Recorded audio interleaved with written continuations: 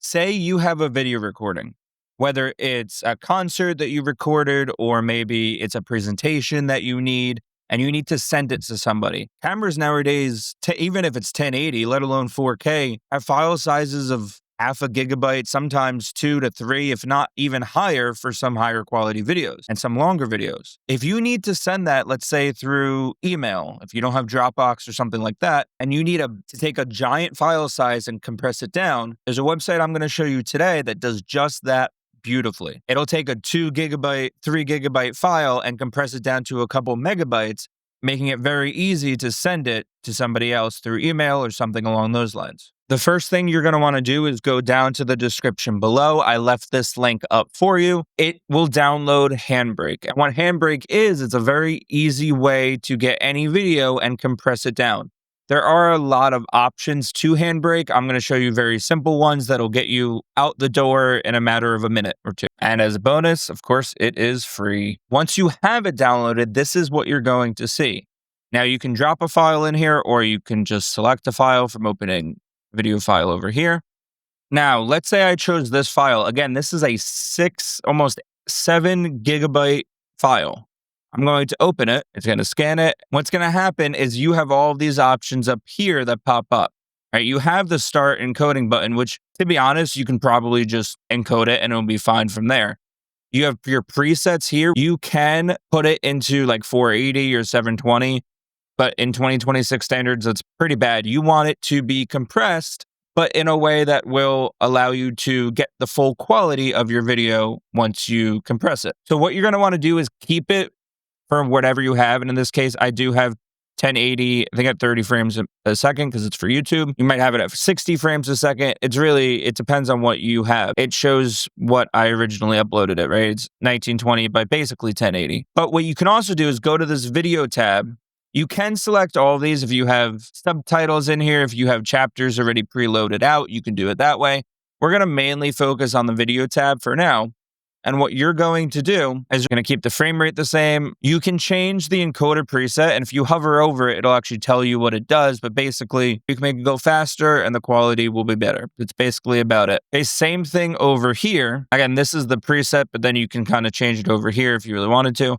Found the sweet spot to be in between like 20 and 25. A higher stat and it's kind of lower quality, lower stat and it's basically identical, but then the file size will be a lot bigger. You want to compress it down to a manageable size. So I found, depending on the video size, but I found around 20 to 25-ish.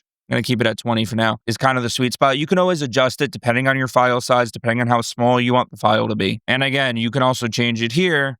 This is going to result in a lower file size, but lower quality, more grainy, things along those lines.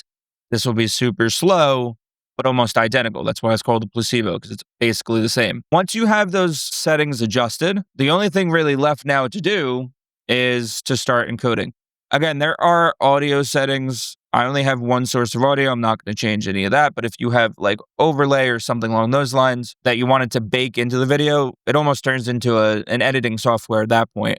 That's why the video section is really the one that you want to change. Everything else basically stay the same. Again, filters. If you really wanted to get into video and photo editing, get DaVinci or Premiere. Other than that, I'd keep all these settings the same. So I'm going to click on summary. You don't really have to. You can kind of just go start encoding. And as soon as you start encoding down here, you'll see that it's the percentage. You'll see how fast it's going. Hey, again, this is a 7 gigabyte file and it says it's going to take about 17 minutes. It really depends on your computer, how fast this will take. It depends on the file size initially. Depends how small you want it to be.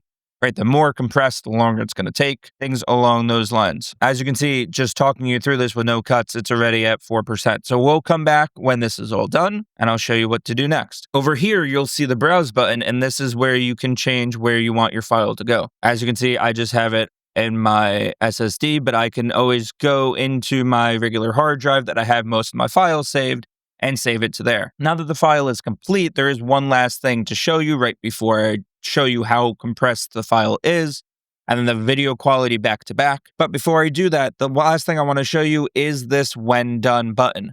So if you leave it alone, it's not going to do anything. It's not going to shut down your computer. It's not going to quit Handbrake, anything like that. But because some file sizes, maybe you have like a file size that is half a terabyte for some ungodly reason, or you just record in 8K and you're crazy like that.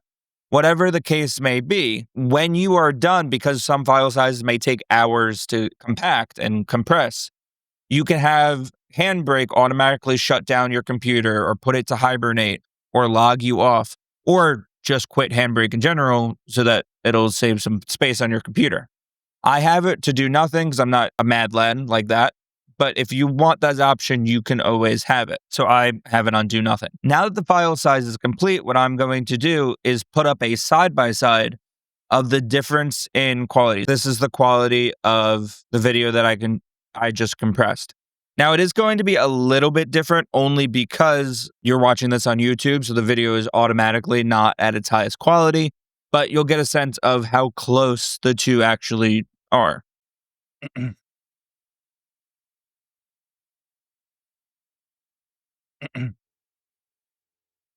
And again, I could always redo this and adjust the file sizes and adjust like how much it compresses, how fast it goes, things along those lines. This is now the file that I have compressed. It is a bit worse. You can see kind of in the background, especially, but for the most part, it is probably 90% there. And again, I can always adjust all of these settings over here. Now you can see we went from 6.8 gigabytes of the original file to 1 gigabyte, about a little less than that. So it compressed it that to about 1/7 of the original file size and kept about 90 to 95% quality. Now I can obviously compress it more if I want to. All I have to do is lower the quality, or I can just use my preset and go to ultra fast. But the more you compress it, the worse the quality is going to be. So the bigger the file size, obviously it's going to compress more, but 1/7 is about 16% of the original file size. If you really need it more, you can obviously compress it more, and you can certainly mess with these settings to see what fits for you and what fits for the video size that you're doing. But that's about it from me for this video. If you enjoyed this video and want to see more, make sure you click subscribe down below. If you like these videos and want to see more, make sure you click over here to see other tech related tutorials, and whatever else you want to see, make sure you like, comment, and subscribe. Let me know what you need help with. Let me know what I can help you with. But other than that, have a great day. I'll see you next time.